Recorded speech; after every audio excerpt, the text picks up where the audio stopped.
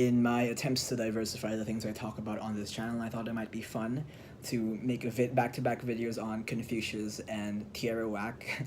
I have been really enjoying her album this year, Whack World, and it's an audiovisual experience you can see on YouTube, or you can also just listen to the album on its own separately on audio, and it is pretty great. I would describe it as a series of musical skits, at least in its audiovisual form, but I feel like that kind of downplays the artistry of the music because it is quite great. You know, it's quite. Again, I've always tried to stray away from using the words like using like these value quality judgments, but for me, I really enjoy that because it's just so she's just such. Like, I don't want to fetishize individuality, but she just sounds like she's in her own lane of sorts, and she thought of something she wanted to do. She wanted to be creative. She wanted to set her own self-imposed limitations of minute-long songs, and she does it quite well. And even on the very base aesthetic level, not that aesthetic level of space, but just on the aesthetic level, if you don't think about any of the content of what's going on, it's a lot of it's very beautiful to listen to. You know, it's very moving to listen to. Very catchy, makes you want to dance. It's very funny if you listen to the lyrics. If you watch the presentation, it's very surreal. There is so many things to love about this record, and again, what I really liked about it was that it, not that this is in and of itself a value, but I do like how it purposefully distances itself from the mainstream consumption methods that we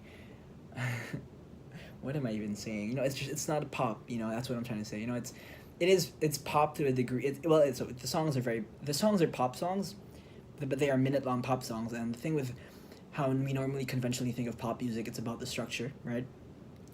Popular music distinguishes itself from classical music because of how it's structured in the chorus verse chorus kind of way. And structure has always been very important in music, since, you know, whenever music started. I'm sure structure was always very interesting and important, at least for the history of classical music, until maybe, you know, the 20th century. Structure was always there, and that's how we define popular music as well. So when you have a chorus verse and a chorus and a verse and maybe a bridge somewhere there, I totally fumbled up the structure, but you know the pop song structure, but that is what defines pop music. And she kind of has it, but the fact that she shortens it so much that a lot of it feels very I don't know, it's hard to tell, because again, I just want to kind of articulate what I feel about the album. I love it so much, and a lot of it sounds unfinished, but it's not.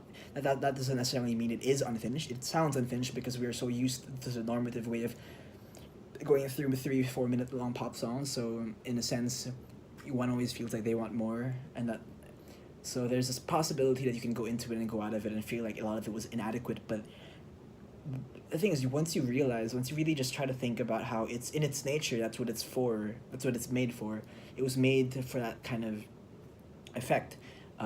You can maybe move away from the normative approach and just think of it in its own terms. The songs are also catchy, and she's such a great vocal manipulator. You know, if that means anything, she manipulates her voice very well, and she goes from this very funny country-ish songs to rap, to R&B. You know, it's very fun and very eccentric, and it just feels like as you're listening to it, as you're watching it, you can tell that the people who are involved with it are just having so much fun. They must be, because the music, you can tell from the music how just joyful a lot of it is, despite its very surreal kind of content.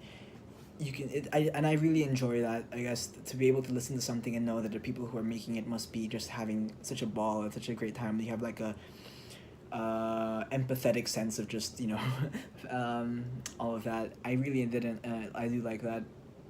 So I really recommend this. You know, it's a very short album. I don't really have much to say about it.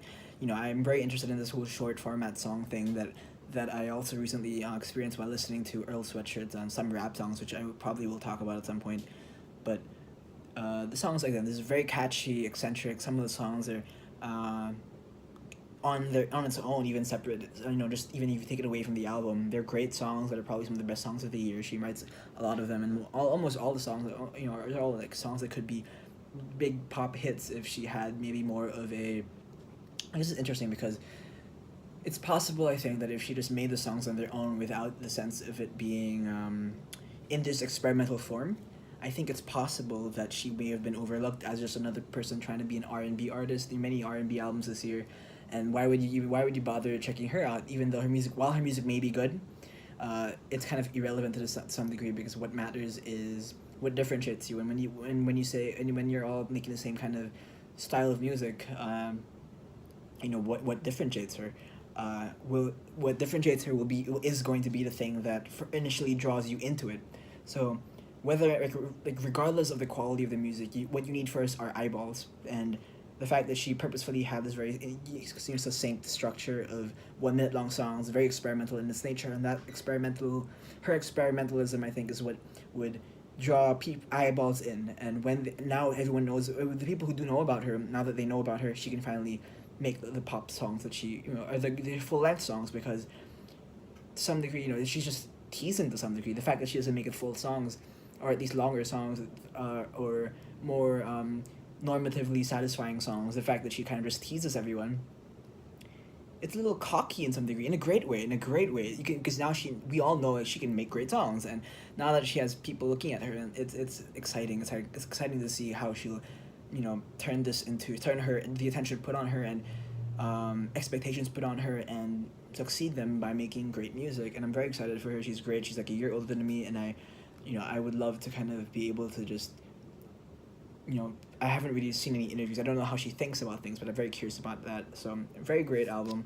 I highly recommend it. Just watching the thing on YouTube. May not be your style, but it's, even if you don't like it, it's only 15 minutes, and it's, at the very least, it will be something new that you may not have experienced before. And I feel like anything that you experience and watch that is new is always going to be, at least to some degree, useful. I don't even want to think of it as usefulness. Utility is not a very good concept, but just it's going to, I think personally, it will add to your day, whatever that means. So yeah, check it out. It's great.